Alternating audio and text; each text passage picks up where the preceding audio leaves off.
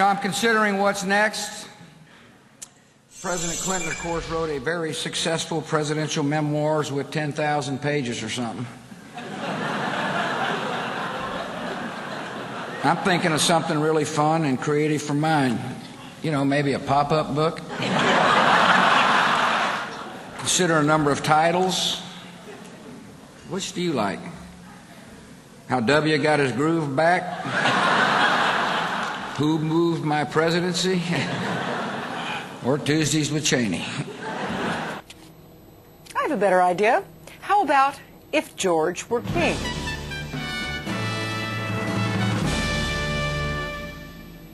If this were a dictatorship, it'd be a heck of a lot easier.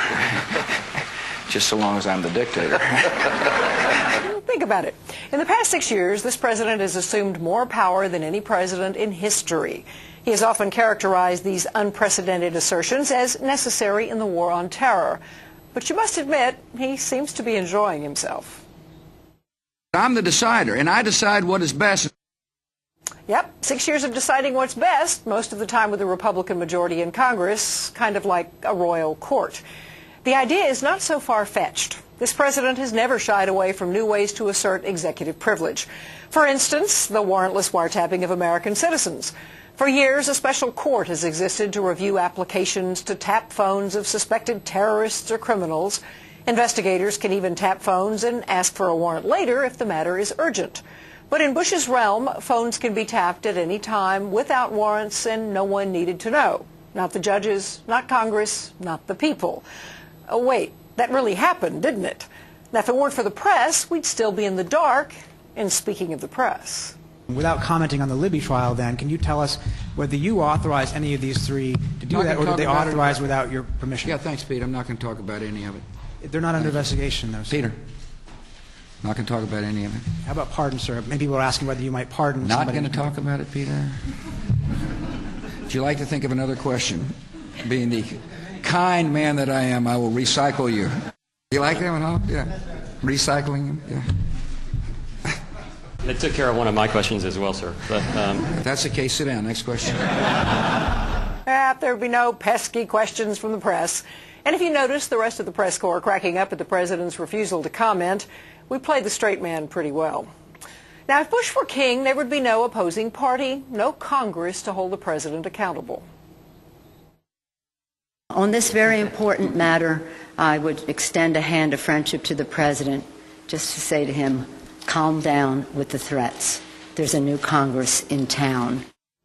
Off with her head. If Bush were king, only his party would have a voice in the government. Think about that one. Forget gay marriage. Gays wouldn't be outed. They'd just be out.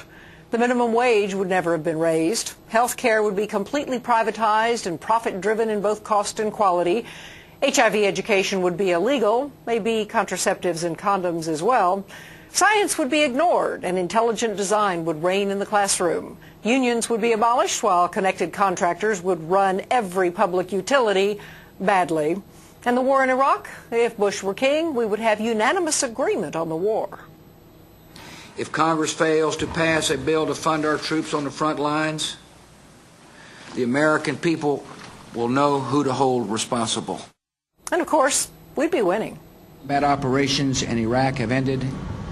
In the Battle of Iraq, the United States and our allies have prevailed. See how easy it is? Don't you feel better already? And as for those 8 U.S. attorneys fired under a cloud of controversy, there would be no controversy. According to the Attorney General's former Chief of Staff, Kyle Sampson, in his testimony today, quote, the distinction between political and performance-related reasons for removing a U.S. Attorney General is largely artificial. A U.S. attorney who is unsuccessful from a political perspective is unsuccessful. Well, how about all those other personal matters in the King's Court? Former White House counsel Harriet Miers would now be a Supreme Court justice. Michael Brown would still be head of FEMA because, as you know, he did a heck of a job. Donald Rumsfeld would still be Secretary of Defense because of his marvelous handling of the Iraq War. And former gay prostitute Jeff Gannon, a mysterious member of the White House press corps, might now be sitting in Helen Thomas's seat. Oil and coal companies would be allowed to drill and dig wherever they want. CEOs could regulate their own industries.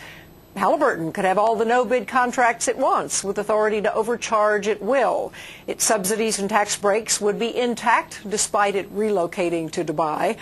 And of course, there would be the court jester. This man will never stop. Look at him jumping up and down ready to hop. He's got so much to prove. And tell me you never saw this man move. Doing the dance, the Caro dance. Doing the dance, the Caro dance. Ooh, Karl Rove is a stitch. Everything will be played for laughs. You in the press certainly have had a lot to report lately. Take the current controversy. I have to admit we really blew the way we let those attorneys go. You know you've botched it when people sympathize with lawyers. As of October 4th, 2006, President Bush has essentially rewritten 810 federal laws by those signing statements. He's using federal agencies to do political battle for the 2008 elections. He's made it clear the U.S. Congress should have no voice in the war in Iraq, and on it goes. My beef has nothing to do with partisan politics. My concern is constitutional, focused on preserving a nation governed by the rule of law, not the whim of man. I wish my fears were lodged in fancy, but the past 6 years have proved that the impossible can happen. We'll get what we settle for. If a democracy is the goal in this country, it must not be taken for granted. We founded this nation to escape one King George. Let's not substitute him with another. That's the Crier Wire.